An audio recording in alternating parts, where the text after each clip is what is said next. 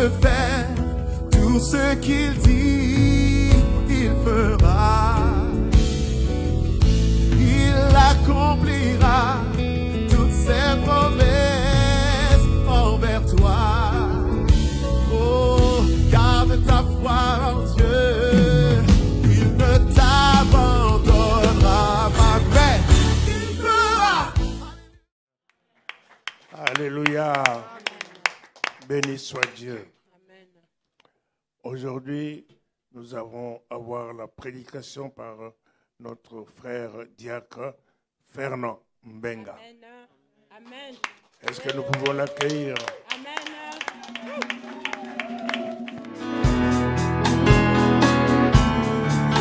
La grande prière qui monte dans mon cœur. Garde ton ciel ouvert sur moi. Fais de moi un vase pour ta gloire. Et que ma vie te plaise à jamais. Et chaque jour je demeure à tes pieds pour t'offrir ma vie en sacrifice, comme un parfum de odeur qui s'offre à chaque instant. Encore la grande prière qui monte dans mon cœur. Garde ton ciel ouvert sur moi. Fais de moi un vase pour ta gloire. Et que ma vie te plaise à jamais. Que chaque jour je demeure à tes pieds pour t'offrir ma vie en sacrifice, comme un parfum de bonne odeur qui s'offre à chaque instant, à chaque. Autant que tu donnes les chants, Oh, je te donne mes louanges. Je promets à chaque instant. Je promets à chaque instant. Je chante avec les anges, Seigneur. De te chanter avec les anges. Toi qui aura la vie dans ce commentaire. Je ne cesserai pas. Je ne cesserai pas de t'adorer. Oh, je ne cesserai pas. Je ne cesserai pas. Est-ce qu'on peut encore les répéter tant que tu donnes un chant? Tant que tu donnes un chant, Seigneur. Tant que tu donnes un chant, je te donne mes louanges.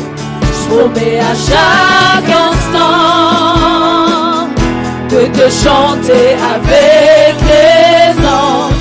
Quand il y aura la vie dans ce commentaire, je ne cesserai pas. Je ne cesserai pas de t'adorer. Oh, je ne cesserai pas. Je ne cesserai pas de t'adorer. Oh, je ne cesserai pas. Je ne cesserai pas de t'adorer.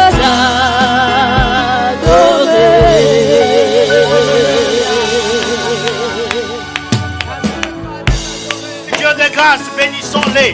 Là où vous êtes, célébrez le grand Dieu. Lèvons-lui, rendons-lui l'honneur et la gloire. Dites-lui merci.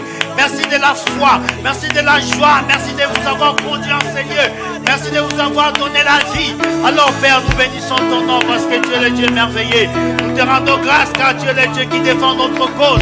Nous te louons parce que tu es le Dieu qui ménage, papa, ce qui ménage nos vies, Père, à ton nom de gloire, oh Dieu. Reçois la gloire, prince de la paix, reçois la louange, l'adoration, la reconnaissance, Père, à ton nom de gloire, viendra du fond de nos cœurs, papa, parce que tu es fidèle, tu es digne de notre adoration, digne de notre louange. Nous célébrons ton nom, nous te louons parce que tu es juste, Père, à ton nom de gloire. Béni soit ton nom, papa. Béni soit ton nom, les maîtres des circonstances et des temps. Béni soit ton nom, toi qui es fidèle. Béni soit ton nom, toi qui ne change pas. Reçois la gloire, reçois la louange, Père, à ton nom de gloire. Papa, nous recommandons ces moments. C'est ta grâce que tu nous accordes, Père, à ton nom de gloire. Nous recommandons ce temps de la parole, que ton Esprit Saint nous inspire, que ton Esprit Saint nous conduise. Nous détruisons tout esprit d'incrédulité par rapport à ta parole, tout esprit d'oubli, tout esprit de résistance à ta parole. Que ton Esprit Saint, papa de toi, se mouve au milieu de nous. Que tout autre esprit, papa de toi, se taise, mais que toi tu puisses prendre la place, la première place au milieu de nous, Père, à ton nom de toi, oh Dieu. Descends descends dans ta majesté, interpelle nos cœurs, ouvre notre intelligence, ouvre notre sagesse pour pouvoir comprendre ta parole. Merci pour ta bonté, merci pour ton amour. Au nom de Jésus-Christ, le peuple de Dieu dit Amen. Amen. Acclamons le Seigneur, acclamons le Dieu de grâce, acclamons celui qui est le faiseur de miracles, acclamons celui qui dit un mot et le mot s'accomplit. Merci beaucoup la chorale, que Dieu vous bénisse. Oh, car nous devons comprendre que chacun de nous doit savoir que lorsque le Seigneur a mis un appel, lorsque le Seigneur a mis une grâce dans sa vie, il doit les chérir. Alléluia. Il doit les chérir d'une manière où que le monde interprète ça comme une folie. Alléluia. Amen. Alors moi, je me tiens cet après-midi devant vous par la grâce du Seigneur. Et pour ça, je voudrais remercier le pasteur Paulin de cette marque de confiance de m'accorder la parole à l'Assemblée. Alléluia. Bien-aimés, tout ce que nous faisons, nous ne le faisons pas pour notre gloire, mais nous le faisons pour la gloire du Seigneur. Alléluia. Amen. Et bien-aimés, nous traversons parfois des moments difficiles. Nous traversons des situations, des problèmes. Mais il est le seul Dieu qui nous sort de ces problèmes-là. Et il remet le sourire dans nos lèvres. Et il est là pour nous guider. De sorte que nous puissions ne pas manquer la louange dans nos bouches. Et que nous puissions dire la grande prière monte dans mon cœur. Et la prière d'adoration, la prière de louange, la prière de la reconnaissance et la prière de remerciement. Et sans oublier la prière de la repentance. Alléluia. Amen. Oh, que Dieu vous bénisse, vous qui avez choisi la bonne part d'être là au milieu de nous. Bien-aimés, nous avons une autre prédication de la nouvelle année. Et cette année a été déclarée comme étant une année jubilée. Amen. Hein? Alléluia. Eh bien, nous avons notre texte de base qui se trouve dans le livre de Lévitique, chapitre 25. Tous les chapitres 25, lorsque vous lisez le chapitre 25, vous voyez comment le Seigneur ordonne tout ce qu'il donne que nous devons faire, comment nous devons nous comporter et combien de temps que nous devons travailler et que quand nous travaillons, ce que vous devez souligner. Bien aimé, avant que j'aille dans la profondeur, franchement, je vous prie de pouvoir fermer vos montres. Alléluia. Amen. Parce qu'aujourd'hui, c'est un jour spécial. Alléluia. C'est un jour spécial où le Seigneur veut nous parler, le Seigneur veut faire des choses dans nos cœurs. Alléluia. Amen. Alors, je vous demanderai d'être indulgent avec moi parce qu'il faudra que je vous donne tout ce que le Seigneur a mis dans mon cœur. J'espère que j'arriverai à tout donner. Amen. Hein? Alléluia. Amen. Et cette année de jubilé, c'était une année où on atteignait les 50e année, 50 ans, alléluia. Et pendant tout ce temps-là, le Seigneur permettait au peuple de Dieu de travailler, de cotiser, de faire des choses ensemble pour promouvoir l'œuvre dans laquelle ils étaient, promouvoir leur nation, promouvoir, ne pas laisser le frère ou la sœur à côté pour compte. Alléluia. Amen. Et on travaillait d'un commun accord. Ils travaillaient d'un commun accord dans les soucis de pouvoir se soutenir les uns les autres pour aller de l'avant. Alléluia. Et dans cette année de jubilé, c'était une année où le Seigneur ramenait la justice équitable. Alléluia. Amen. Une justice sociale, une justice équitable pour tout le monde. Bien aimé, pendant ce moment-là que le peuple de Dieu travaillait, compte tenu des difficultés qu'on rencontre dans la vie, celui qui avait une propriété arrivait à vendre une portion de sa propriété parce qu'il n'arrivait pas à s'en sortir par les difficultés de la vie. Alléluia. Au final, il a vendu la moitié de sa propriété, mais ça n'a pas résolu ses problèmes. Ça n'a pas résolu ses problèmes de finances. En fin de compte, il vend encore l'autre partie de la portion qui restait. Alléluia. Et ce n'est pas toujours suffisant. Au final, il se vend aussi comme esclave. Alléluia. Aujourd'hui, moi, en tant que responsable de ma famille, lorsque je me vends comme responsable, je conduis toute ma famille aussi dans cette vie d'esclavagisme. Alléluia. Amen. Parce que le fait que moi qui suis titulaire, moi qui suis responsable de la famille, je me vends comme esclave, eh bien, j'engage toute ma famille, j'engage mon épouse, j'engage mes enfants. Mes enfants et mon épouse travailleront comme des esclaves parce que moi j'ai donné cet accord-là. Amen. Hein? Alléluia. Alors j'aimerais vous dire que dans cette année de jubilé, le Seigneur a rétabli. Il a remis le compteur à 0. Amen. Le Seigneur a remis le compteur à 0 pour la simple raison que notre Dieu nous traite tous de la même manière. On est tous sur le même pied d'égalité. Alléluia. Amen. Et alors, il nous demande de travailler en fonction que nous puissions tous être sur le même pied d'égalité et se soutenir pour faire la route ensemble. Ne pas dire, lui là, ce n'est pas important parce qu'il ne sert à rien. Il ne sait même pas lire ni écrire, on le laisse pour compte. Non. Il dit, même celui-là qui ne sert à rien, qui ne sait ni lire et écrire, vous devez le soutenir. Vous devez le lever. Vous devez faire route avec lui. Vous devez l'aider à remonter son niveau. Alléluia. À l'école, nous voyons ça, non? Les élèves qui ont des difficultés de cours, quoi que ce soit, il y a ce qu'on appelle, comment on appelle ça encore le terme? Remise de niveau. Remédiation, voilà. Pourquoi c'est instauré? Parce qu'ils ont envie. Vous savez, nous n'avons pas tous la même capacité de capter des leçons. Alléluia. C'est ce qui fait que nous commençons tous l'année, le 1er septembre. Quand on arrive à la fin de l'année, il y en a qui ont eu 90%, il y en a qui ont 20%. Amen. Ce qui prouve également que nous n'avons pas la même façon de travailler. Bien aimé, vous pouvez avoir l'intelligence, vous pouvez avoir la capacité de lire vos cours, mais est-ce que votre manière de fonctionner, votre manière de travailler, est-ce qu'elle est correcte? Alléluia. Amen. Elle est correcte, votre manière? Il faut être rigoureux quand on travaille. Alléluia. Ne vous laissez pas distraire par quoi que ce soit, parce que votre vie en dépend. Alléluia. Alors, dans cette année de jubilé, le Seigneur s'est assuré que Dieu était au contrôle de tout et pouvait, il est au contrôle de tout et pourvoit à tous les besoins de son peuple. Personne n'a pu dire que moi j'ai manqué. Alléluia. Et pendant cette année de jubilé, le Seigneur s'est assuré de faire une restitution de biens. Même celui-là qui avait vendu sa parcelle, sa propriété à cause de la famine ou de la pauvreté, le Seigneur s'est assuré que sa propriété lui soit restituée. Alléluia. Que sa vie soit restaurée. Amen. Alléluia. Alors, bien aimé, le Seigneur fait en sorte que nous puissions tous être sur le même pied d'égalité et que nous puissions marcher selon la volonté de Dieu.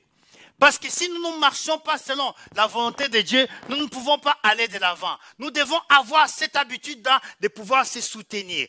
Dieu s'est assuré que même si vous vendez votre portion de parcelle, mais quand arrivera l'année de jubilé, votre portion sera restituée. Pour que tout le monde se mette au même pied d'égalité. Alléluia. Et Dieu s'est assuré également que la personne qui avait pris votre propriété, qui avait acheté, puisse avoir le cœur de libérer également cette propriété pour que ça vous revienne. Alléluia. Vous savez, vous avez acheté une propriété. Vous avez acheté, mais à un moment donné, on vous dit vous devez restituer cette propriété-là au premier propriétaire. Mais toi, tu vas te dire, mais moi, j'ai dépensé de l'argent pour avoir ça. Amen. Mais moi, je vais te dire que tu as en profité de la faiblesse de ton frère pour pouvoir acheter sa propriété. Alléluia. Amen. Donc, Dieu est juste dans tout ce qu'il fait. Il régularise des choses de manière à ce que vous soyez heureux, moi, je sois heureux, que tout le monde soit heureux. Pour avoir l'amour là de se soutenir et d'aller de l'avant tous ensemble. Alléluia. Et dans une nation, dans l'église, dans nos familles, c'est pareil que le Seigneur fonctionne avec nous. Alléluia. Amen. On peut se vendre, à cette époque-là, on pouvait se vendre comme esclave aussi. Mais tout en sachant que lorsqu'on se vend comme esclave, eh bien, on vend également toute sa famille, on amène toute sa famille dans l'esclavagisme. Et là aussi, Dieu s'est assuré que quand l'année du jubilé arrive, que l'esclave soit affranchi. Alléluia. Qu'il soit affranchi et qu'il ait la liberté. Alléluia. Et lorsque l'esclave est affranchi, toute sa lignée aussi est affranchie. Amen. Hein? Pendant ce moment-là, cette année de jubilé, le Seigneur s'est assuré que l'un de nos proches puisse avoir le droit du rachat sur nos biens. Alléluia. Les droits du rachat. Parce qu'il est plus facile que mon oncle, mon frère, ma soeur puissent avoir les droits du rachat sur mes biens et que le moment où moi je me remets à flot, il est plus facile que mon frère, ma soeur puissent me restituer mes biens qu'un inconnu. Alléluia. Quoique aujourd'hui, il y a aussi des réalités que nous vivons également entre frères et sœurs qui est vraiment incompréhensible. Alléluia. Amen. Et ça, c'est l'œuvre du diable. Alors Dieu s'assurait à ce que pendant cette période-là, que l'un de nos proches puisse avoir les droits du rachat. Et il ne s'est pas arrêté là. Il a dit, même si tout autour de toi, tu n'as pas de proches qui pouvaient s'assurer d'avoir les droits du rachat, alors toi, tu devais travailler en fonction d'avoir ces droits-là du rachat. Alléluia. Amen. Vous savez maintenant, quand on parle de tout ça, on voit que le travail est très important. Tu ne peux pas dire que moi, je vais avoir beaucoup d'argent, je vais impacter ma génération en dormant. Alléluia. Tu dors du matin au soir. Tu regardes la télé du matin au soir. Tu es série après série, saison après saison. Mais finalement, tu ne fais rien et puis tu dis, je vais impacter ma génération. Avec quoi? Alléluia. Non, tu dois te former. Tu dois te former pour avoir les armes suffisantes pour combattre le monde dans lequel nous sommes. Le monde va si vite. Alléluia. Regardez un peu. Dans le monde informatique, moi, j'ai fait une formation informatique. Eh bien, j'ai eu mon diplôme en 2001. Aujourd'hui, tout ce que moi j'ai appris en 2001, ça n'a rien à voir avec ce qu'il y a aujourd'hui sur le marché informatique. Alléluia. C'est vraiment rien à voir. Moi, j'ai appris sur DOS. Il fallait faire COBOL pour faire toute la programmation sur le code de ligne, machin. Aujourd'hui, tout est orienté objet. Donc, la moitié, si même pas 90%, c'est déjà fait. Toi, tu n'as qu'à rajouter d'autres choses pour faire. Mais ça va tellement vite. Et même ça, ce n'est pas suffisant. Tu dors aujourd'hui, 3 mois après, il y a quelque chose qui sort. Tu es perdu complètement. Alléluia. Amen. Il y en a encore qui ont des ordinateurs de Pentium 3, Pentium 4. Ça, c'est démodé. Alléluia. Parce que maintenant, on a les i7, i13, i10. Donc, ça va tellement vite. À l'époque où l'informatique a commencé, on avait des disques durs qui pouvaient avoir peut-être cette salle-ci, disque dur, mais ce n'était même pas 1 giga. Alléluia. Aujourd'hui, on a des disques durs qui font Tera, 1 Tera, un petit rien comme ça. Alléluia. Non, on a eu la période des disquettes, comme Oncle Ndonga le répète. Disquettes, sauvegardées dans les disquettes. Aujourd'hui, c'est démodé. Aujourd'hui, il y a include. Comment on dit? Voilà. Vous ne sauvegardez même pas sur un support visuel. Vous sauvegardez sur un support, je sais pas, virtuel, invisible. Amen. Juste que vous devez avoir un mot de passe pour pouvoir vous connecter, aller chercher vos affaires là-bas. Alléluia. Mais tout ça pourquoi? Pourquoi ils sont arrivés à ça? Ils sont arrivés à ça parce qu'ils ont eu des problèmes. Et le serveur qui bloquait, qui bégait, et en fonction de ça, ils ont perdu des informations, tout ça. Il dit maintenant, non, mais avec un échec, après, je ne peux pas continuer à tomber dans le même échec. Maintenant, je dois développer pour voir qu'est-ce que je peux faire. Maintenant, on ne sauvegarde pas sur un seul support, on sauvegarde sur plusieurs supports. Même si celui-là est cramé, je sais que je peux encore récupérer toutes les données de ma société sur un autre support pour continuer. Aujourd'hui, tout crame. Une société qui crame, le chef, il ne s'inquiète pas. C'est vrai, il va dire, bon, le bâtiment est brûlé, je dois voir avec les assurances pour restaurer. Mais il ne s'inquiète pas pour ces données, parce qu'il sait que ces données sont protégées quelque part. Donc du coup, si le bâtiment est restauré, demain quand je rentre, tout redémarre comme si de rien n'était. Alléluia. Bien aimé, si le monde fait ça, et nous les chrétiens, qu'est-ce que nous faisons? Alléluia. Si le monde arrive à réfléchir d'une manière mondaine à arriver à ces résultats-là, Et nous, les chrétiens, qu'est-ce que nous pouvons faire? Qu'est-ce que nous faisons? Amen. Alléluia. Alors Dieu s'est rassuré que l'un de nos proches puisse avoir les droits du rachat. Et puis, en plus, pendant cette période Alléluia, de l'année de jubilé, Dieu a dit, s'est rassuré que quand vous prêtez de l'argent à votre frère, hein, il faut que ça soit sans intérêt. Alléluia. Vous n'êtes pas un banquier. Hein? Amen. Vous n'êtes pas un banquier. Aujourd'hui, c'est pire. Dans la maison de Dieu, les frères et sœurs se font des banques Lambert. Ton frère vient dire, prête-moi 500 € parce que je suis dans les pépins, il faut que je règle une situation. Ah oui, mais sache que tu vas rembourser 800 €. Mon Dieu. Ça vient d'où là? Moi, dans la Bible, j'ai parcouru, je n'ai pas vu ça. Amen. J'ai parcouru la Bible, je n'ai pas vu ça. La Bible nous demande de nous soutenir. Et la Bible ne nous demande pas de nous faire enfoncer. Moi, j'ai déjà une difficulté pour trouver 500 €. Quand je viens chez toi, tu me donnes 500 €, tu me dis, tu rembourses 800 €. Tu as fait quoi? Tu m'as fait monter, bien tu m'as encore enfoncé. Déjà, je ne sais même pas comment je vais faire pour trouver les 500 € juste après. Et tu m'ajoutes encore 300 € au-dessus. Mais ce n'est pas possible. Alléluia. Ce n'est pas possible. Et si vous avez ça dans votre vie, il faut éradiquer cela. Il faut effacer ça dans vos vies. Ça, ce n'est pas chrétien, ce n'est pas la parole de Dieu. Alléluia. Vous n'êtes pas des banquiers. Les banquiers, ce sont des commerçants. Les banquiers sont là, ils cherchent leur promouvoir, ils cherchent leur argent. Mais vous, vous êtes des enfants de Dieu. Et les enfants de Dieu se soutiennent et se donnent la main pour aller de l'avant. Alléluia. Les enfants de Dieu se donnent la main pour aller de l'avant. Pas continuer à enfoncer les autres. Il vient se plaindre devant toi parce qu'il a une situation. Toi, tu dis tu rembourses 100%. Mon Dieu, même la banque ne donne même pas 100% de taux de 100%. Toi, tu dis 200 €. Tu dis tu me rembourses 400 €. De quel calcul que tu fais là? Parce que moi, dans ce moment-là, je préfère encore aller à la banque. La banque, elle va me donner 5% peut-être. Mais toi, tu me donnes 100%. D'où est venu ça? Alléluia. Et regardez bien la source de ça, c'est la cupidité. L'amour de l'argent. L'esprit de mammon qui traîne dans vos vies. Alors on vient chanter Alléluia, Alléluia, tais-toi, assieds-toi. Alléluia. Amen. Non, tais-toi, assieds-toi parce que là, vous détruisez l'œuvre de Dieu. Vous détruisez l'avancement de l'œuvre de Dieu. Alléluia. Amen. Amen. Dans cette année de jubilé, le Seigneur s'est assuré que dans cette année de jubilé, en gros, cette année de jubilé représente la justice sociale sur toutes classes confondues. Amen. Une justice sociale. Toi, tu te réjouis d'avoir un cran là-dessus et tu piétines ceux qui sont en bas parce que quoi? Parce qu'ils n'ont pas de revenus suffisants. Alléluia. Je vous donne un exemple avant maintenant de vous annoncer ce qui est le thème de mon message de cet après-midi. Je vous donne un exemple. Les Juifs.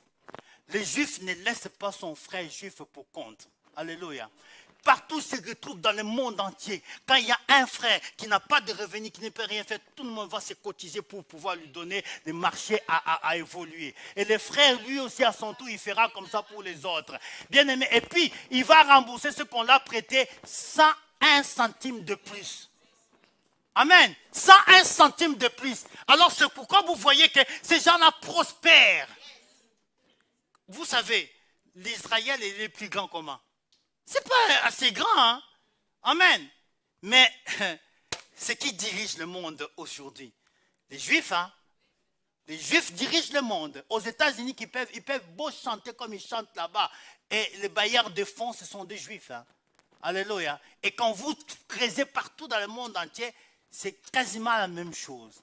Pourquoi? Parce qu'ils ont appris à se soutenir. Ils ont appris à dire, mon frère, il est dans les pépins, on se cotise, on le met dans les marchés. Lorsqu'il va avoir la prospérité, il va nous rembourser ce qu'on lui avait donné sans intérêt. Vous le mettez vous le mettez dans le marché, en même temps vous mettez la corde au cou de ce monsieur-là. Alors il ne sait même pas comment il va vous rembourser déjà les 5 000 € que tu as donné pour qu'il se mette. Et après tu dis, sur les 5 000 €, tu dois rajouter 3 000 € dessus. On est où là? Amen. On est où là? Non, nous devons marcher dans la régularité de la parole du Seigneur. Cette parole qui est ici, la Bible dit on n'ajoute même pas un iota, on ne retranche rien. Comment vous négociez la parole du Seigneur? Vous les tronquez à votre guise. Vous les tronquez selon votre désir, votre façon de vivre. Est-ce que ça, c'est respecter la parole du Seigneur?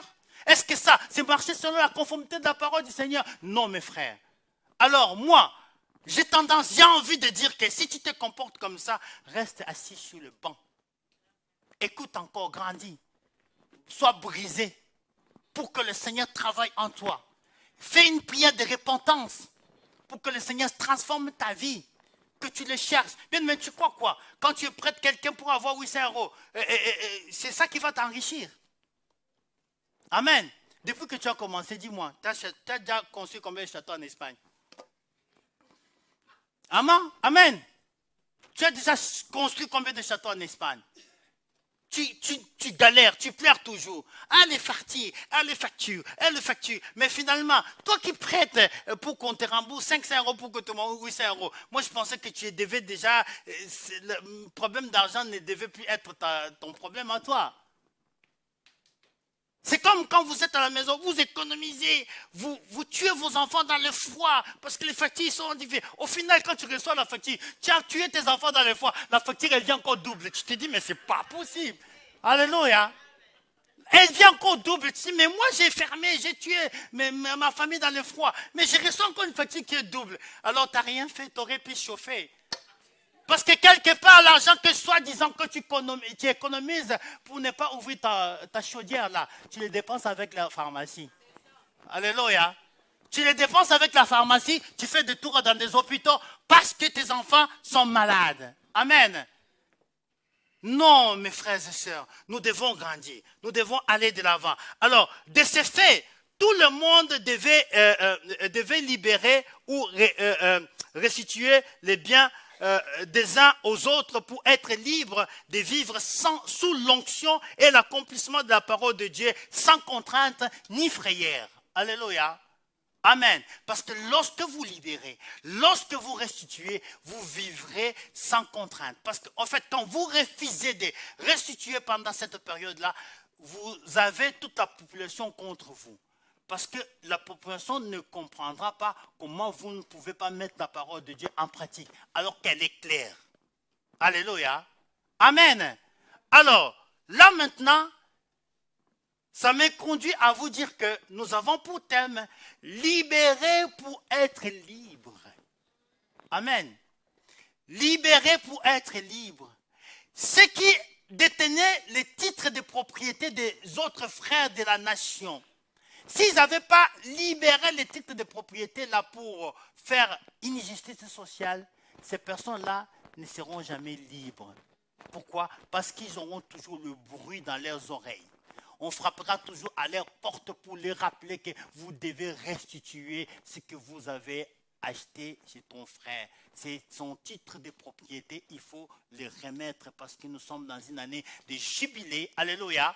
Amen. Une année de justice sociale sur toutes classes confondues. Alléluia. Amen. Alors, le fait de libérer, on devient libre de ces mouvements, on devient libre de chanter et de glorifier le Seigneur. Amen. Et le Seigneur, à ce moment-là, prête oreille à tes prières et déverse l'onction encore sur ta vie. Amen. Alléluia. Nous devons comprendre ça. C'est plutôt pas difficile. Amen. Mais ce n'est pas toujours facile à être appliqué. Amen. Parce que Dieu fait de grandes choses dans nos vies. Eh bien, nous allons lire dans les livres de Luc, chapitre 11, 5 à 8. Amen. Vous allez les lire, moi je continue mon chemin. Dans ces livres, dans ces passages bibliques, il nous parle d'un homme qui reçoit des visiteurs pendant la nuit. Et pendant cette nuit-là, il se souvient que j'ai reçu des visiteurs à l'improviste, mais je n'ai pas à manger à leur donner. Il se souvient que mon voisin est vendeur de pain. Donc, je peux aller frapper à sa porte pour qu'il me vende du pain afin de nourrir mes visiteurs. Amen. Alléluia. Alors il se lève, il va frapper à la porte de son voisin pour que le voisin se lève pour l'ouvrir. Le voisin, qu'est-ce qu'il répond? Le voisin il répond, non, nous sommes déjà au lit, mes enfants et ma famille, tout ça, arrête de nous importuner, de nous déranger, ça sera seulement pour demain. Ah, mais tu parles, nous, tu n'es pas au lit. Quand tu arrives à répondre que nous sommes déjà sur le lit là, tu parles, non? Donc c'est-à-dire que tu ne dors pas. Pendant ce moment-là, tu peux encore ouvrir ta maison pour me donner. En plus, tu ne me donnes pas gratuit. Je vais juste acheter. Alléluia. Et le gars, il a fait mine de ne pas comprendre que son voisin avait vraiment du pain. Et l'autre, il a fait quoi? Il a continué. Va dormir maintenant pour voir comment tu vas dormir. Alléluia. Il a continué à frapper. Finalement, il s'est dit, je dois les libérer pour que je sois libre à dormir. Alléluia.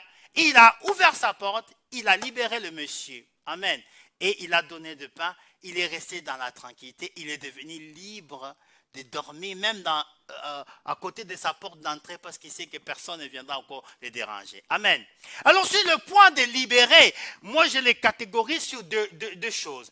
Libérer, c'est-à-dire que vous libérez, la première des choses, vous libérez les personnes que vous avez cadenassées dans vos cœurs. Alléluia. Les personnes que vous avez mis dans votre cœur, que vous avez retenues dans vos cœurs, pour un rancœur, pour une difficulté, pour un mot qui t'a blessé, tu as gardé cette personne dans ton cœur. Ça, c'est le premier volet, vous devez libérer pour être libre à recevoir l'onction et la puissance du Saint-Esprit. Le deuxième volet, c'est que vous devez vous libérer des charges et des circonstances de la vie qui vous accablent au pied de Jésus-Christ pour être libre de recevoir l'onction et la puissance du Saint-Esprit pour aller de l'avant. Alléluia. Amen. Alors, si vous arrivez à comprendre, si nous arrivons à comprendre que libérer est quelque chose de très important pour que nous continuions la vie, et nous verrons encore la gloire de Dieu agir encore puissamment dans nos vies. Alléluia. Amen. Parce que libérer une personne, libérer une situation qui t'accable dans ta vie, qui est qui? Tu es qui là pour porter ça dans tes épaules? Alors que Dieu dit ceci, venez à moi vous tous qui êtes fatigués, chargés, je vous donnerai du repos. Amen. Alors toi tu veux porter le poids, tu ne sauras pas porter. Amen. Tu dois apprendre à libérer dans ton cœur les personnes que tu as retenues, ou tu dois apprendre à libérer les problèmes, les situations qui t'accablent. Allez, tu as pris tes problèmes comme un manteau. En plus, si on est là en hiver, toi tu prends encore là, tu rajoutes en toi. Alors tu te dis, regardez-moi, je suis dans les difficultés. Moi, mes problèmes sont inscrits sur mon visage. Qui t'a dit de porter ça? Tu te dis, tu es chrétien, Dieu t'a dit, viens, dépose ça sur moi. Et moi, je vais prendre ça pour toi. Non, toi, tu dis, moi, je vais porter moi-même. Libère-toi. Libère-toi. Alléluia. Libère-toi parce que c'est en étant libéré qu'on est libre totalement. Libre de recevoir l'honneur, la gloire, de glorifier Dieu. Alléluia. Libre de chanter pour la gloire de l'Éternel. Parce que moi, si tu n'es pas libéré, si tu ne libères pas, à quoi ça sert que tu ouvres ta bouche pour dire quoi que ce soit? D'abord, avant de dire quoi que ce soit, la première des choses que tu dois dire dans ta bouche, c'est une prière de repentance. Tu dois te vêtir, je ne sais pas moi, comme à l'époque, ils se vêtissaient des sacs là pour chercher la face de l'Éternel. Alléluia. Alors, pourquoi venir faire semblant devant Dieu alors que lui, il sonde le cœur et le rein, il connaît vos vies. Il connaît comment vous fonctionnez. Amen. Libérez. Libérez pour être libre. C'est comme ça que le Seigneur fera de grandes choses avec vous. Alors, quand on va dans le livre de Matthieu, chapitre 26, de 6 à 13, là aussi, je vous laisse les soins d'écrire, vous allez les lire. Moi, je continue parce que si je me mets à lire avec vous, on va sortir ici à 18h. Amen. Hein? Donc, voilà, là aussi, on nous parle de cette femme-là. La femme vient avec le parfum, un parfum qui coûte cher. Alléluia. Un parfum qui coûte trop cher. Et cette femme-là, pour elle, elle a estimé que son parfum n'était pas trop cher que Jésus-Christ. Elle a cassé son parfum, elle a parfumé Jésus-Christ. Alléluia. Ah, regardez maintenant les Tobies et les Zambala qui étaient à côté. Amen. oh non, mais pourquoi elle a cassé ses vases de parfums? On pouvait les prendre, les vendre et prendre l'argent là, mettre ça dans les comptes de l'église, mettre ça dans les comptes de la chorale, mettre ça dans les comptes de l'intercession, mettre ça dans les comptes... Que tu es là pour comparer un parfum avec Jésus-Christ? Lui qui t'a donné la vie, lui qui a le pouvoir de dire que l'argent soit et l'argent... Amen. Pour un parfum, tu perds ta foi. Tu dis non, pourquoi cette femme elle a cassé comme ça? Il fallait absolument qu'elle nous donne, on doit les vendre pour avoir l'argent à mettre dans les caisses. Le faiseur des miracles, c'est qui? C'est Jésus. Et qui est-ce qu'on a parfumé? C'est Jésus. C'est-à-dire que Jésus a le pouvoir de faire tout ce qu'il veut. S'il veut ramener l'argent, multiplier l'argent à ce moment-là, il peut le faire. Il a déjà fait avec 2 poissons et 5 pains. Alléluia.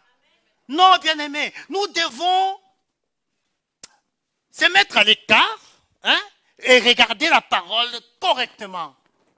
Amen. Parce que vous savez, des fois quand on parle, on lit la parole, on la lit comme si on lisait un journal métro. Et que ça passe comme ça, on ne visualise pas les choses. Il faut visualiser. Amen. Hein? C'est comme ça que vous allez voir comment le Seigneur fait des miracles avec son peuple. Je continue. Bien aimé, dans le livre de Luc, chapitre 18, de 1 à 8, là, la Bible nous parle de la veuve persévérante. Alléluia. Cette veuve-là,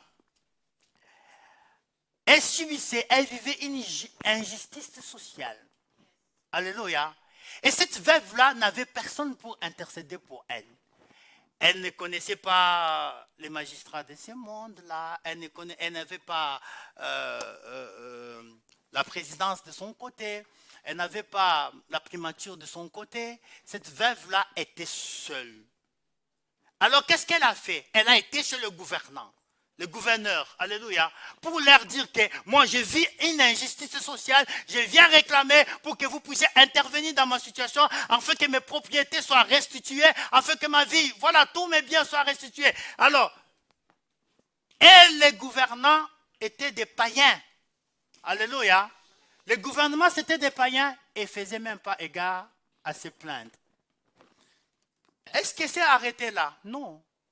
Elle a continué à frapper. Elle a continué à les déranger tel point qu'ils se sont dit, à tel point qu'ils se sont dit, pour que nous soyons dans la paix, regardons un peu sa situation, donnez la solution, comme ça on reste tranquille. Parce que là, vraiment, elle commence à nous déranger. Alléluia, bien-aimé. Grâce à son insistance, les choses ont changé. Elle a été libérée et elle a été dans ses droits. Alléluia. Amen. Toi, tu fais quoi? Tu insistes. Lorsque tu vois seulement un petit blocage qui arrive, tu commences à pleurer comme une madeleine. Non. Amen. Non. Tu dois insister, tu dois t'élever. Même si tu vois que la difficulté commence à arriver à l'école, demande-toi qu'est-ce que je peux faire pour changer ça. Alléluia. Je dois travailler, je dois aller de l'avant, je dois continuer à persévérer parce que la persévérance paye toujours.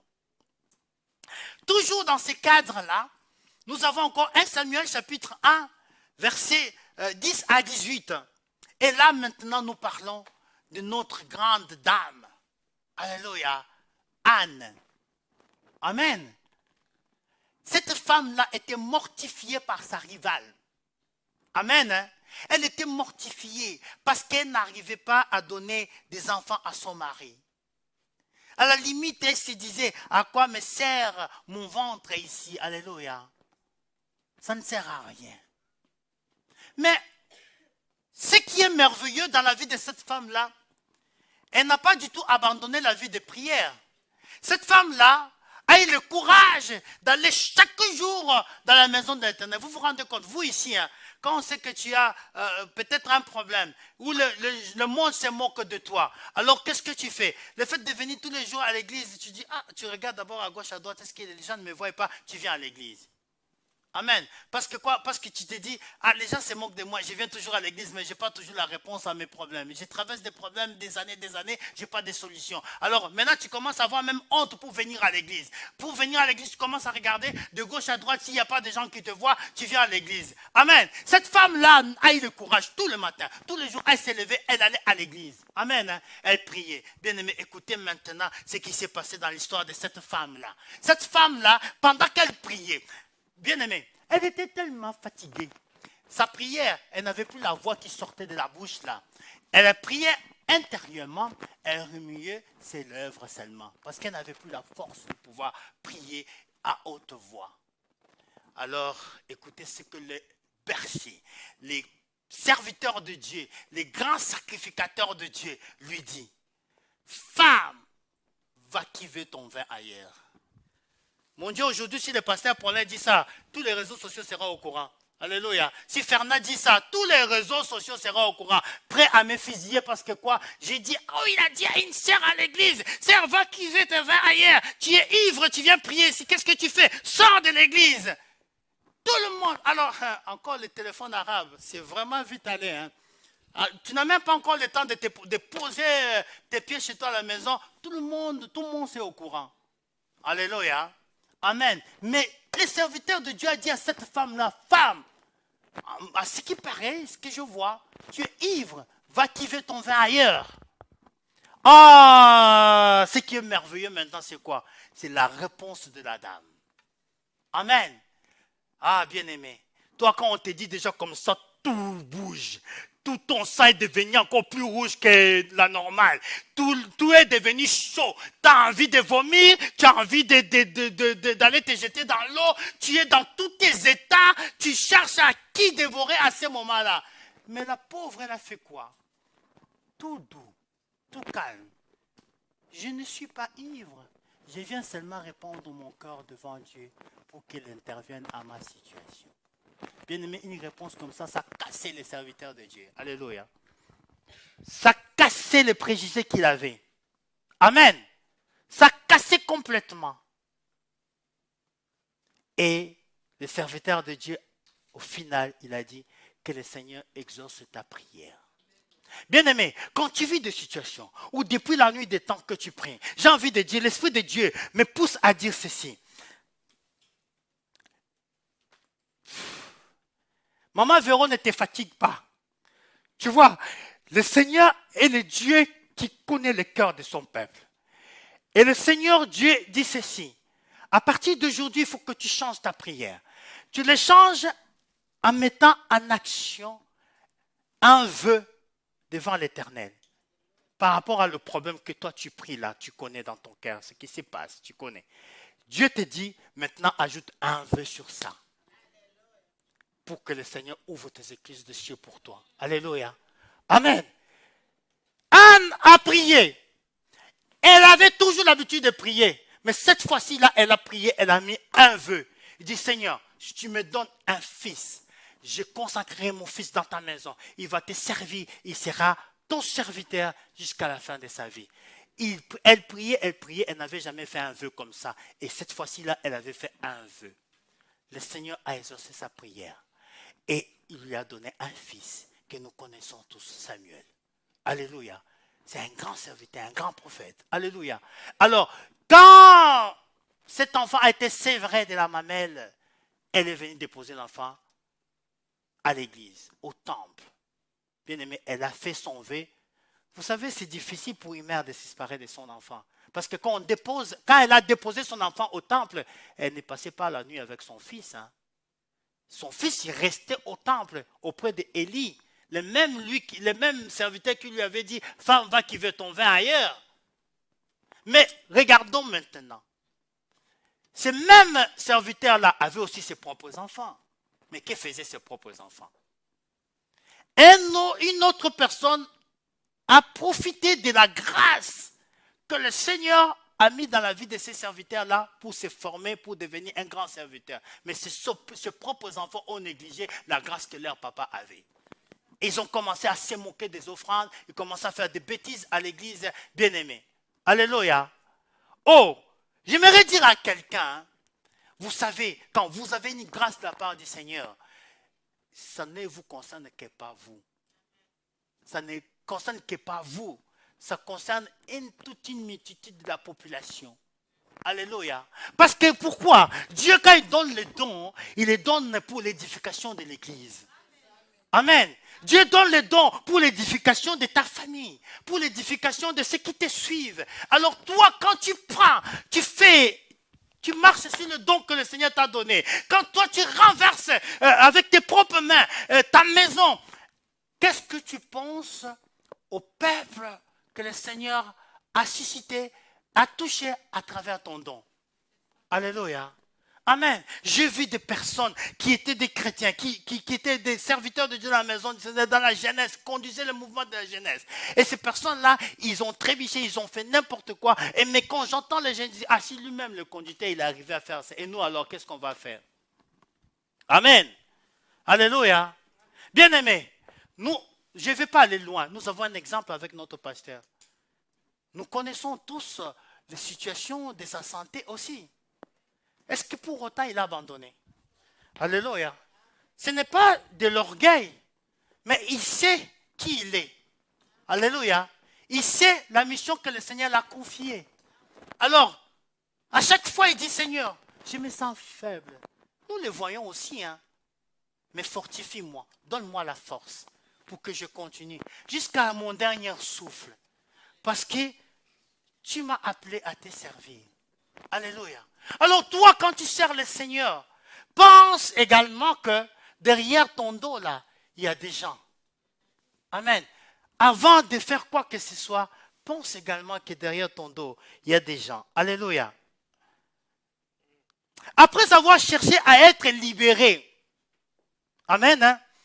Après avoir cherché à être libéré, à se libérer de certaines circonstances ou situations de la vie, vous devenez libre de pouvoir recevoir quelque chose de la part du Seigneur. Alléluia. Dans n'importe quel domaine de votre vie. Amen. Hein? Et cette liberté ne donne pas le droit de lâcher prise. Amen. J'aimerais bien que vous me saisissiez complètement ce que j'ai dit là. Donc, après avoir été libéré, après avoir été libéré des circonstances, des problèmes, chacun de nous connaît la situation de sa vie, d'où le Seigneur l'a tiré, d'où il est arrivé. Alléluia. Après avoir été libéré comme ça des situations, de pouvoir recevoir quelque chose de la part du Seigneur dans n'importe quel domaine de votre vie, alors vous devez glorifier le Seigneur. Mais attention, cette liberté ne vous donne pas le droit de lâcher. Alléluia. Cette liberté ne vous donne pas le droit de lâcher. Ah oui, mais de toute manière, je suis libre, non, de faire ce que je veux. On est encore en démocratie. Je peux venir ou ne pas venir. Je peux faire ou ne pas faire. Pour qui tu te prends? Alléluia. Amen. Pour qui tu te prends? Lui qui t'a tiré de la boue où tu étais. Lui qui t'a enlevé la honte que tu avais en toi. Lui qui t'a lavé. Il t'a soigné. Il t'a ramené là où tu es. Aujourd'hui, tu dis, je suis libre de faire ce que je veux. Non, je suis désolé de te dire que non. Tu es obligé de rester. Tu es obligé de s'accrocher. Tu es obligé de ne pas lâcher. Alléluia. Et de tenir debout. Amen. Alléluia. Parce que quoi? Parce qu'en dehors de lui, il n'y a pas d'avis. Il n'y a pas de vie. Amen. Hein? En dehors de notre Dieu, il n'y a pas de vie. Et sur ce point, je voudrais soulever deux volets. Deux choses. Je voudrais dire à quelqu'un que certaines personnes croient aux mauvaises libertés. Amen. Hein? Ils croient aux mauvaises libertés. Prenons le livre de Jean, chapitre 3, verset 36.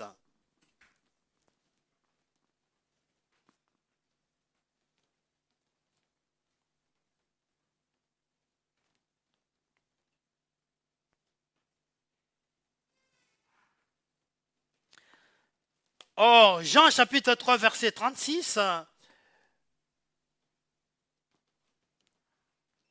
La Bible dit ceci. Celui qui croit au Fils a la vie éternelle. Celui qui ne croit pas au Fils ne verra point la vie, mais la colère de Dieu demeure sur lui. Alléluia. Amen. Hein? Bien-aimé, je voudrais dire également maintenant ceci, que celui qui croit au Fils a la liberté. Amen. Et a une liberté totale. Tu ne vis plus sous le joug du diable. Tu ne vis plus sous le joug de maladie. Parce que tu sais que la Bible dit, c'est que par le meurtrissure de Jésus-Christ que nous sommes guéris. Alors tu proclames la parole du Seigneur dans toute situation et les circonstances que tu vis. Amen. Et le Seigneur s'élève pour te défendre. Alléluia. Amen. Alors voilà que il y en a qui croient à une liberté, à une mauvaise liberté. Alors, la première des choses, je voudrais vous dire une chose. La première mauvaise liberté que le chrétien croit à ça, c'est-à-dire que croire qu'on est sauvé uniquement pour soi-même. Bien-aimé, là où tu es, si tu crois que tu es sauvé uniquement pour toi-même, tu te trompes. Amen, hein? Tu n'es pas sauvé uniquement pour toi-même. Certes, tu es sauvé pour toi, mais tu es sauvé également pour ceux qui sont derrière toi, ceux qui sont à côté, ceux qui sont partout dans le monde entier. Alléluia. Amen. Le Seigneur vous a mis à part. Bien-aimé, quand le Seigneur vous met à part, vous le sentez. Alléluia. Et vous le voyez. Dans votre famille, dans des situations. Alléluia. Oh, gloire à toi, Seigneur. Merci. Oh Jésus, tu es merveilleux. Dans les situations, dans les problèmes, oh Seigneur, sois béni. Le Saint-Esprit m'inspire. Maman Élisée, le Seigneur t'a mis à part pour ta famille, pour ton mari, tes enfants et pour tes frères et sœurs. Alors, efface dans ta bouche que j'en ai marre, je suis fatigué, que toujours moi, c'est toujours moi, c'est toujours moi. Efface ça. Efface ça tout de suite définitivement parce que tu as été mis à part. Et c'est parce que le Seigneur t'a mis à part, c'est comme ça que tout le monde tourne tout autour de toi. Et il vient demander avis auprès de toi. Même pour tes enfants, n'abandonne pas. N'abandonne pas. Ne dis pas, papa, occupe-toi de tes enfants, moi j'en ai marre, ils ne comprennent pas. Maman, va pleurer devant Dieu, mais ne cesse pas de parler à tes enfants. Même si tu pleures devant Dieu, mais ne cesse pas de parler à tes enfants. Dis-leur ce que tu ressens. Dis-leur ce qu'il faut faire. C'est notre responsabilité en tant que parents. Et c'est la responsabilité que tu dois donner. Dieu te dit, souviens-toi dans de quelles conditions que tu as eu tes enfants. Et dans les difficultés que tu as vécues pour les avoir. Et aujourd'hui, tu vas dire que tu veux abandonner. N'abandonne pas et continue à persévérer. Parce que le Seigneur est là pour te donner la force. Tu pries, parle également. Alléluia. Ne te tais pas, ne te tais jamais. Tu pries, tu parles également pour ta famille. Oui, ta famille te fait fatiguer. Tu es fatigué. Tu pleures tout le temps. Mais pourquoi tu veux abandonner? N'abandonne pas. Parce qu'on est choisi par sa famille. Et ce Seigneur t'a mis dans cette famille-là, il savait pourquoi. Parce qu'il t'a mis à part pour que tu t'occupes de cette famille-là. Et que tu dois prier, tu dois pleurer pour que le Seigneur touche. Alors, quand tu n'as pas encore vie, continue à prier, persévère. Et le Seigneur se souviendra de toi. Alléluia. Amen. Dieu est Dieu qui est au-dessus de tout le nom. Et il connaît la profondeur de nos cœurs. Alléluia. Et le Seigneur dit, il y a beaucoup de personnes croient à une liberté, une mauvaise liberté. La première, ils croient qu'on est sauvé uniquement pour soi-même. Or, on est sauvé pour tout le monde. Alléluia. Pour sa famille. Si tu es une personne qui a été mise à part pour ta famille, bien-aimé, tu ne dois pas te fatiguer. Tu continues parce que ta famille est derrière toi. Bien-aimé, tu n'as jamais compris que tu dis, il y a des situations, il y a des problèmes. Quand il faut trouver une solution, on vient toujours vers toi. Et toi, qu'est-ce que tu dis? Ils vont papoter, ils vont faire du bruit, ils vont faire afin de qu'on devienne. Maman Foura, toi, tu dis quoi? Amen. Et toi, au retour, tu dis, pourquoi la charge finale revient toujours sur moi? Mais il y a des aînés, non? Bien aimé, qui vous a dit que le fait de mettre à part, ça dépend du rang où tu es né? Tu peux être le dernier. David était le dernier de sa famille. C'est celui qui a été roi. Hein? Alléluia. Amen. C'est lui qui a été roi. Alors, bien aimé, réveillez-vous. Réveillez-vous, ne croyez pas à cette mauvaise liberté pour dire que je suis sauvé uniquement pour moi-même. Oui, les lecteurs de la Bible vont me dire, mais frère Fernand, la Bible dit que le salut est individuel, non? Amen. C'est-à-dire que même si je crois uniquement pour moi, c'est pour mon propre salut, le salut est individuel. Bien, mais laissez-moi vous dire une chose. Le salut est individuel au niveau de votre esprit, pas au niveau de votre âme. Alléluia. Votre âme doit être impactée pour influencer les autres. Amen. Hein? Votre âme doit être impactée parce que d'où est assis les émotions? C'est au niveau de votre âme. Alléluia. Eh bien, si vous arrivez à contrôler vos émotions et que vous êtes impacté dans vos émotions, vous arrivez à gérer votre âme, cela va impacter les autres. On te connaît, jamais on a cité ton nom. Il faut qu'on ne cite ton nom seulement là. Ah là là, c'est comme si on a marché sur ton dernier orteil. On va t'attendre. Mais quand on voit maintenant que, maintenant on cite ton nom, tu dis rien. Rien, il n'y a pas une monde qui tombe. Il y a quelque chose qui change. Hein? Qu'est-ce qui se passe? Et ces gens-là vont encore te titiller davantage pour savoir un peu à quel niveau tu es arrivé pour supporter. Amen. Hein? Alléluia. C'est comme ça que je vous dis une chose. Moi je suis patient. Moi je suis tolérant. Bien-aimé, tu es tolérant, patient parce que tu restes toi-même à la maison. Côtoie les autres, vis dans la société pour savoir comment tu es tolérant, comment tu es patient. Alléluia. Amen. Côtoie les autres pour savoir comment tu es tolérant, comment tu es patient. Bien aimé, c'est comme ça que le Seigneur nous brise, c'est comme ça que le Seigneur nous enseigne. Alléluia. Alors, bien aimé, alors toi quand tu vis cette situation, tu vois ça, tu dis, non, c'est trop, j'abandonne, et j'ai fait ci, j'ai fait cela. Oh, tu es obligé de continuer. Amen. Tu es obligé. Tu es obligé. Même si après tu vas me dire, pourquoi tu as dit ça, tu es obligé. Parce que Dieu est là. Jésus-Christ, il a vu la souffrance qu'il devait subir. Comment il devait être flagellé, comment il devait pleurer, comment il devait aller à la croix. Attends qu'il m'a dit, Père, si ce n'est pas possible, enlevez un peu cette coupe-là sur moi. Mais en fin de compte, il a dit quoi? Que ta volonté soit faite. En tant qu'humain, c'est normal que vous ayez mal. Je ne dis pas le contraire. C'est normal que vous entendez des choses qui vous tuent et puis qui vous font mal. Est-ce que pour autant qu'il faut abandonner? Non. Je ne vous donne pas le droit là d'abandonner. Je suis désolé, je ne vous donne pas le droit d'abandonner. Moi, en Bengala, je ne sais pas bien chanter. Je ne sais pas bien chanter. Alléluia. Mais je chante, maman Foura parfois. Elle rigole avec moi. Elle dit, ouais, papa Fernand, lui, il s'en fout complètement. Qu'il chante hors gamme, ce n'est pas son problème. L'essentiel est qu'il chante. Mais laissez-moi vous dire une chose. Si moi, là, je suis devant comme j'étais là, la chorale derrière moi, et que moi, je chante comme une casserole, la chorale me suit, je vous fais asseoir tous. Alléluia. Amen. Moi, je chante comme une casserole. Et la chorale derrière moi, elle me suit dans ma manière de chanter là. Je vous fais asseoir tous. Alléluia. Parce que vous avez eu cette grâce-là de chanter correctement. Amen. Vous avez eu cette grâce-là de travailler pour chanter. Alors que moi, je ne suis pas appelé au chant. Moi, je suis appelé à autre chose. Mais quand je me mets à chanter comme une casserole, vous me suivez. Moi, je vous fais asseoir tout de suite. Alléluia.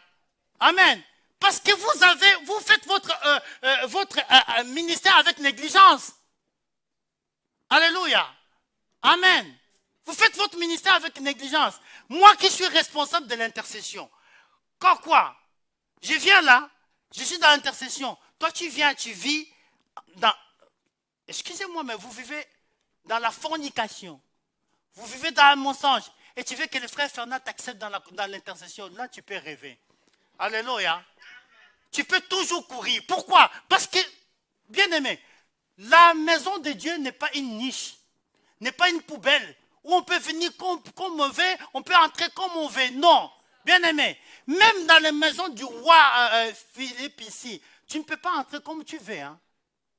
Même pour prendre un rendez-vous, c'est difficile pour le voir. Parce qu'il y a un protocole à suivre. Et notre Dieu est plus roi que le roi Philippe. Et nous le considérons... Pourquoi? Nous voulons faire de Dieu notre camarade ou quoi? Alléluia. Parce qu'il nous a donné la liberté de venir s'adresser directement à lui. Alors vous trouvez qu'il devient votre copain de l'école. Non. Hein? Amen.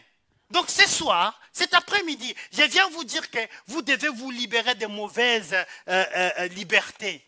Parce que là, tu dis, c'est ma liberté, je suis dans la démocratie, je ne peux pas encore faire ça. La deuxième mauvaise liberté que je vais vous faire part, c'est croire qu'on est libre de tenir ou de lâcher selon que l'on peut. Amen. Oh, ben moi, j'arrive plus, je ne tiens plus, voilà, je lâche. De quel droit? Laissez-moi vous donner un exemple. Nos cultes sont diffusés, n'est-ce pas, sur les réseaux sociaux. Service audiovisuel, n'est-ce pas? C'est diffusé sur les réseaux sociaux. C'est diffusé sur YouTube, c'est diffusé sur Facebook. Pendant que tu chantes là, avec la belle voix que le Seigneur t'a donnée, pendant que moi je suis en train de prêcher, il y a des gens qui me suivent vers les réseaux sociaux, que je ne connais, je ne connais pas, que je n'aurai pas l'occasion de les connaître. Alléluia. Mais ces personnes-là sont impactées par rapport à ce que le Seigneur fait dans ma vie. Les Seigneurs sont impactés par rapport à la belle voix que le Seigneur t'a donnée, la manière de coordonner les chants. Et ces personnes-là ne connaissaient pas Dieu. Ils ont été touchés, ils ont donné leur vie à Christ sans que tu le saches. Alléluia. Sans que tu ne le saches.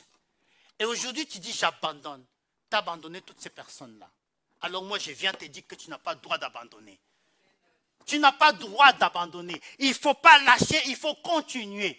Alléluia. Parce que quoi? Parce que ces personnes-là, ils s'agenouillent pour prier, dit Seigneur, bénis cette soeur-là, bénis ces frères-là, parce qu'à travers ces frères-là, moi aujourd'hui je connais la parole. À travers toi là où tu es, tu dis, je lâche parce qu'on m'a mis un coq-jambe, je lâche parce qu'on a cité mon nom, je lâche. On ne cessera jamais de citer ton nom. Amen. Alléluia.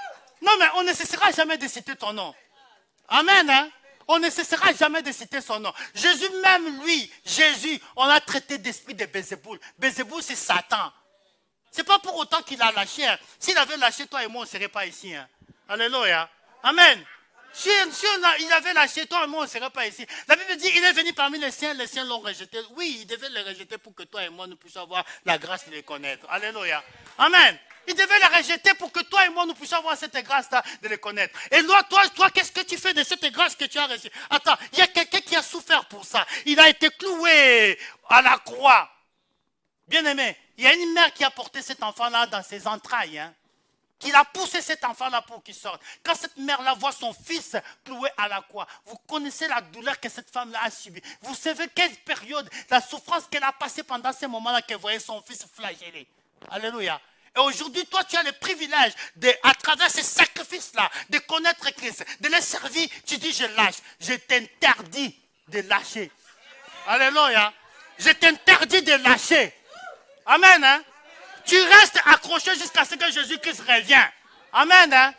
C'est déjà notre croix. Nous avons choisi ça et c'est notre croix. Bien aimé, la Bible dit, je me tiens à la porte, je frappe à la porte, celui qui entend ma voix, il ouvre la porte et j'entre dans ta maison. Si tu es ici, parce qu'un jour tu as entendu la voix de Dieu, tu as ouvert ta porte et le Seigneur est entré. Aujourd'hui, je dis, ça sort de ma... Allez, c'est pas possible.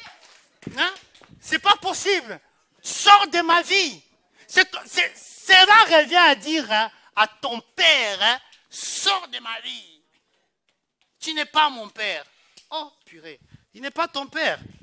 Alléluia. Amen. Bien-aimé, être mis à part pour le Seigneur ne dépend pas de la taille, ne dépend pas de l'âge, ne dépend pas de la classe sociale, ne dépend de rien du tout. Dépend seulement de Dieu. Alléluia. Et c'est Dieu qui fait des miracles dans la vie de son peuple. Amen. Nous devons comprendre que tu n'as pas le droit d'abandonner comme tu veux. Tu es obligé d'aller jusqu'au bout. Car la vie, alléluia, la vie de certaines personnes dépend de toi. Alors là, je voudrais encore clarifier une chose par rapport à la dépendance. Parce que beaucoup de gens, quand on dit, La vie de cette personne dépend de toi. Nous voyons toujours l'aspect financier. Nous voyons toujours l'aspect de donner la nourriture, de soigner quelqu'un. Non, il faut voir ici, moi j'aimerais que vous voyez l'aspect spirituel. Amen. Cet aspect spirituel est très très important. Bien-aimé, cet aspect spirituel forge les physiques. Amen. Spirituellement, si tu es fort, les physiques vont suivre. Alléluia. Regardez avec les tennismen. Bien-aimés, ils sont là maintenant en train de jouer en Australie là-bas pour finir les grands chelems d'Australie là. Amen. Hein? Mais tu vas voir, même pas un mois, un peu 2 semaines après, il a encore match à côté. Et surtout les matchs des hommes, hein, parfois ça peut durer 5 heures. Hein. 5 heures. Bien-aimé, vous savez quoi, pour tenir pendant 5 heures, 6 heures en train de jouer, c'est la tête, le moral, le spirituel, doit tenir pour soutenir le physique. Alors, bien-aimé, faites travailler, oubliez un peu vos physiques. Amen. Oubliez vos physiques.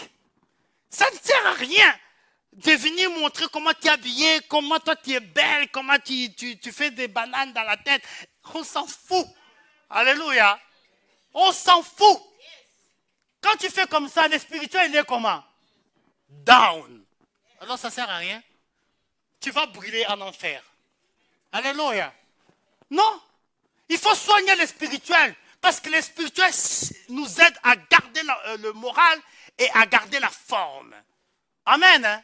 Et on les soigne avec quoi? Avec la parole de Dieu. On les soigne avec la parole de Dieu. Et cette parole-là nous fortifie. Amen. Hein?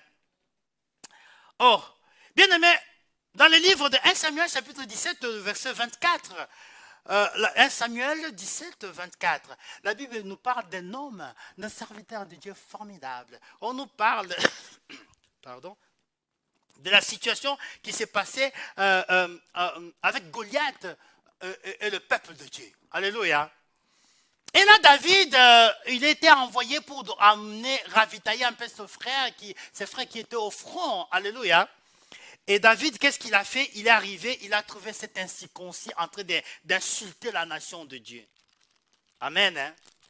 Bien-aimés, à l'église ici, nous rencontrons parfois des païens, des personnes qui sont à l'extérieur de l'église, insulter notre église, et vous êtes, oui, hein, tu as raison, hein, vraiment ça ne va pas là-bas. Hein. Et des gens là-bas, ils n'ont pas d'amour. Hein. Et les gens se comportent bizarrement. Hein. Si elle se comporte bizarrement, tu fais partie. Non? Oui, tu fais aussi partie. Alléluia. Bien-aimé, tu dois défendre ta maison. Si toi, tu ne défends pas ta maison, personne d'autre ne défendra ta maison. Alléluia. Quand tu entends quelqu'un parler du mal de ton église, de ta femme, de ton mari, de tes enfants, tu dois les défendre. C'est comme quand tu vois, ton fils, il vient vite, il rentre dans la maison. Derrière, après, 5 personnes le suivent.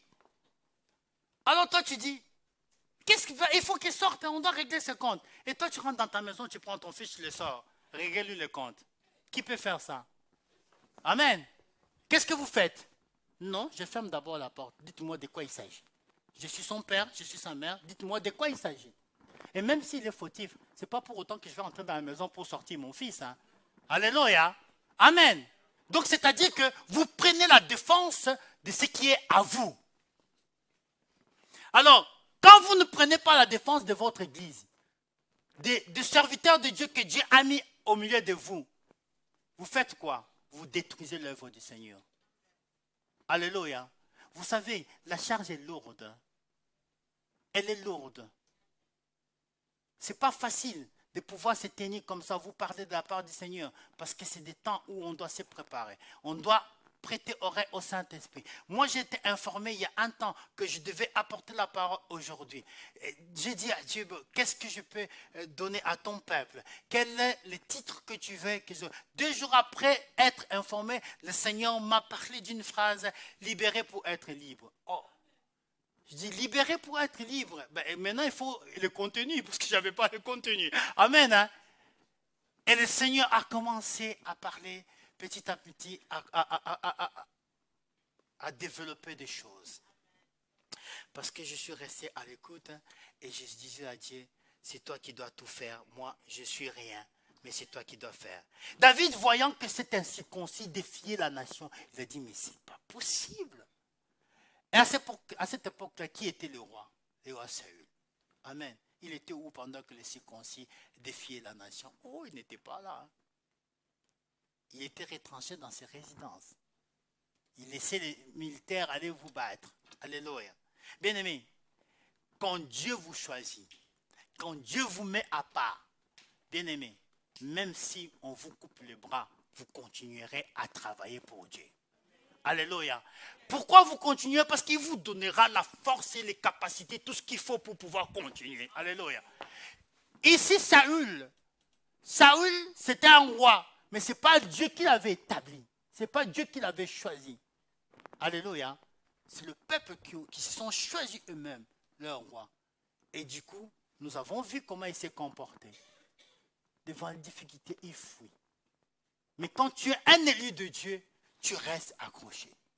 Peu importe les situations que tu traverses, peu importe les problèmes que tu as, peu importe les maladies, tu sais que le Seigneur te fortifiera, peu importe les situations. Amen. Hein? Alléluia. Alors, il y a aussi un autre exemple ici, Joseph. Genèse chapitre 37, verset 9. Cet homme, il était encore jeune à l'époque, il avait une vision. Le soleil et la lune et 11 étoiles qui s'inclinaient devant moi. Il a dit, vous lisez dans vos Bibles, c'est écrit comme ça. Il n'a dit pas que ils s'inclinaient devant une autre étoile. Non, il a dit le soleil, la lune et les 11 étoiles s'inclinaient devant moi. Alléluia. Amen. Ça veut dire que lui là, le Seigneur ne l'a pas considéré comme un astre, comme une étoile. Le Seigneur l'a considéré comme une personne mise à part qui pouvait mener la barque de cette famille-là. Alléluia. Et ça a suscité une jalousie. Il a été vendu. Et puis 30 ans après, il devient gouverneur de l'Égypte. Ses frères qui trouvaient que c'était osé, ces visions, ils n'ont rien compris. Ils étaient déjà sous sa coupe et il était en train de les diriger. Alléluia. Vous savez, quand Dieu vous met à part, on a beau faire des choses. On a beau faire des complots sur vous. Que dalle. Rien ne marchera parce que Dieu est avec vous. Alléluia. Amen. Même toi-même, quand tu dis je suis fatigué, je lâche, tu vas voir que le Seigneur t'interpellera d'une manière ou d'une autre et que tu verras que quand tu as lâché, ta vie commençait à aller à débandade. Alléluia. Alors, il faut s'accrocher. Il faut aller de l'avant. Lorsque Dieu t'a choisi, tu dois comprendre le poids de ces choses ou de la responsabilité qui est vraiment élevée. Amen. Par conséquent, je te permets de ressentir une indignation, ce qui est logique en tant qu'humain. Tu peux ressentir une indignation, une tristesse face à un problème qui se présente devant nous. Par contre, je vous interdis de prononcer certaines paroles négatives. Amen. Hein? Je vous interdis de prononcer certaines paroles négatives d'abandon. Tu peux sentir une indignation, tu es une personne, tu n'as pas un cœur de pierre. Amen. Hein? Mais je vous interdis d'abandonner. Je vous interdis de lâcher prise. Continuez, c'est ça qui fait que... Vous croyez que pour mériter d'être appelé maman, c'est facile? Déjà, commencer une grossesse, ça dépend de la manière où ça commence pour toi. Il y en a qui commencent avec une maladie du début jusqu'à la fin. Il y en a qui commencent avec des problèmes de mobilité. Il y en a qui commencent avec la tension qui est élevée. Il y a trop de soucis, ainsi de suite. Il y en a qui commencent aussi très bien sans problème. Mais quand les douleurs d'enfantement arrivent, c'est la même partout. Hein. Il ne faut pas dire que c'est différent, quoi que ce soit. C'est la douleur d'enfantement. Alléluia. Même si aujourd'hui en Europe, on dit on fait une péridurale, mais tu sens quand même la douleur. Parce que tu dois pousser, ton bébé doit sortir. Alléluia. Amen. Et quand tu pousses ton bébé, quand tu as ton bébé, après tu oublies toute la douleur là parce que le bébé vient récompenser, vient mettre une joie que tu ne peux pas exprimer. Alléluia. Parfois, cette joie-là, la mère la partage seule avec le bébé. Donc voilà, elle réalise cette difficulté-là. Amen. Hein? Alléluia.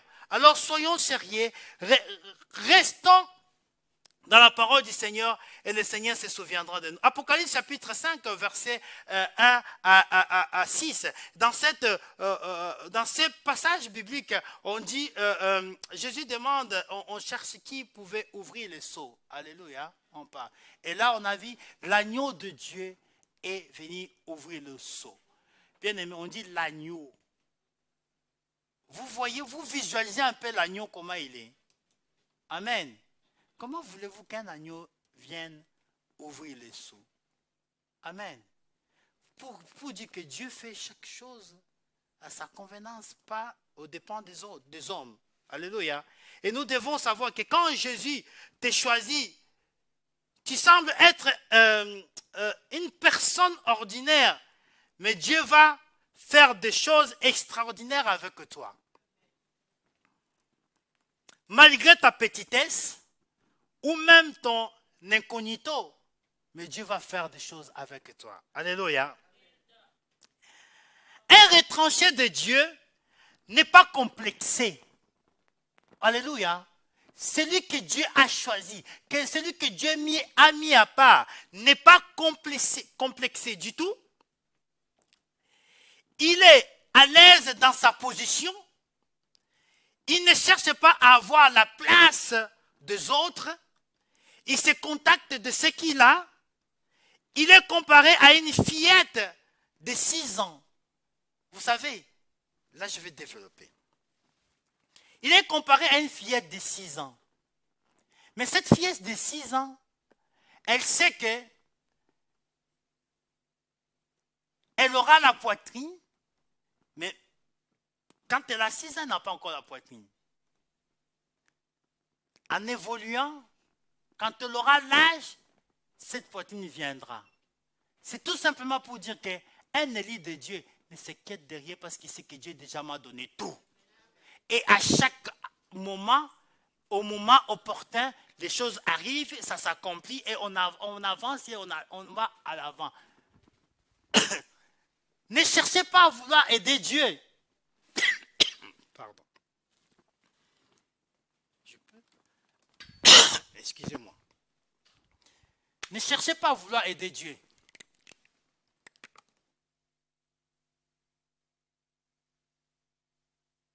Surtout sur les sœurs, sur les dames. Vous aidez beaucoup Dieu. Hein? Alléluia. Vous aidez beaucoup Dieu. Vous corrigez vraiment votre apparence tout en disant à Dieu que ça vraiment vous ne m'avez pas fait correctement. Hein? On vous a donné, ça s'appelle quoi? Les sourcils. On vous a donné ça, vous savez. Et vous, qu'est-ce que vous faites? Vous enlevez tout. Et pire encore, vous allez faire les permanents. Mais le permanent, ce n'est que juste un crayon qui reste comme ça. Mais l'utilité de ces sourcils-là, vous savez pourquoi? Voilà, empêchez même quand vous avez la sueur qui coule, eh bien, que ça n'entre pas dans vos yeux parce que la sueur est un peu salée. Quand ça rentre dans vos yeux, ça pique. Mais qu'est-ce que vous faites? Vous corrigez Dieu. Bon, ça, je ne donne que cet exemple-là parce qu'il y en a plein. Alléluia. Non, bien-aimés. Nous devons nous contacter de ce que nous avons et remercier Dieu de les avoir. Les hommes pareils. Les jeunes veulent corriger la nature que Dieu a fait en vous. Vous êtes tel que Dieu vous a créé et il a trouvé que vous êtes belle et que vous êtes beau. Amen. Hein? Arrêtez de faire trop de chichis dans vos corps là. Oui, il faut être propre pour être au milieu des gens. Mais il ne faut pas aller à l'extrême non plus. Amen. Hein? Si vous comprenez ces choses-là, que le Seigneur vous bénisse. Alléluia. Alors nous allons maintenant vers la fin de notre programme en parlant de Juge 11, de 1 à 9. Là, on parle de Jephthé. Alléluia. Jephthé, à la mort de son père, ses frères et sœurs l'ont refusé l'héritage. Alléluia. Amen. Tout en lui disant, tu n'as pas droit à l'héritage parce que tu es le fils d'une prostituée. Aujourd'hui, les gens disent, ah, tu es un coup d'un soir. Tu es né d'un coup d'un soir. Amen. Alors tu n'as pas droit à l'héritage avec nous. Ok. Le gars n'a pas fait de vanne. Il s'est retiré. Calmement, il s'est retiré. Alléluia. Amen. Il n'a pas voulu aller chez les avocats. Il n'a pas voulu aller chercher qui se défendent par rapport à ça. Parce qu'après tout, c'était aussi les fils de ses papas-là. Alléluia. Mais il s'est retiré dans la paix. Or, le Seigneur avait des projets pour lui. Amen. Hein? Quand il a s'agit d'avoir un dirigeant pour diriger l'armée, on a pensé à Jephthé, on a pensé à sa vigueur, on a pensé à sa force, on a pensé à ce qu'il représentait. On a dit, il faut aller chercher Jephthé. Et là, je voudrais dire à un frère, je voudrais dire à une sœur, quand les situations se présentent, quand une occasion se présente, quand une opportunité se présente, il faut savoir la saisir. Alléluia. Jephthé a saisi l'opportunité. Quand on est venu le chercher, on dit viens pour être notre chef, tout ça. Alors il a posé une condition. Je remporte la victoire, je deviens votre chef. Le fils des prostituées devient un chef. Celui qui n'avait pas droit à l'héritage devient chef. Alléluia. Alors quoi? Il a eu beaucoup de biens plus que l'héritage qu'il devait avoir. Alléluia. Parfois quand il y a des situations qui se présentent comme ça, taisez-vous. Restez calme. Alléluia. Gardez silence, l'Éternel combattra pour vous. C'est la parole du Seigneur. Ce n'est pas des paroles à l'air, mais nous devons garder silence, l'Éternel combat pour nous. Et le Seigneur l'a justifié. Le Seigneur l'a fortifié, le Seigneur l'a gardé. Psaume 23, 5. Dieu dresse une table en face de nos ennemis. Toi, tu dis toujours, pourquoi je suis combattu? Lui-même a dressé la table en face de tes ennemis. Tu croyais quoi? C'était une promenade de santé que tu allais faire. Alléluia. Non, il a dressé une table en face de tes ennemis. Ils sont tes ennemis, ils vont te combattre. Amen. Hein? Il a dressé une table en face. Mais quoi qu'il arrive, tu auras toujours la victoire. Amen. Lui a dressé une table en face de tes ennemis. Ce n'était pas pour qu'ils viennent te caresser dans le sens des poils. Amen. C'était pour éprouver aussi ta foi.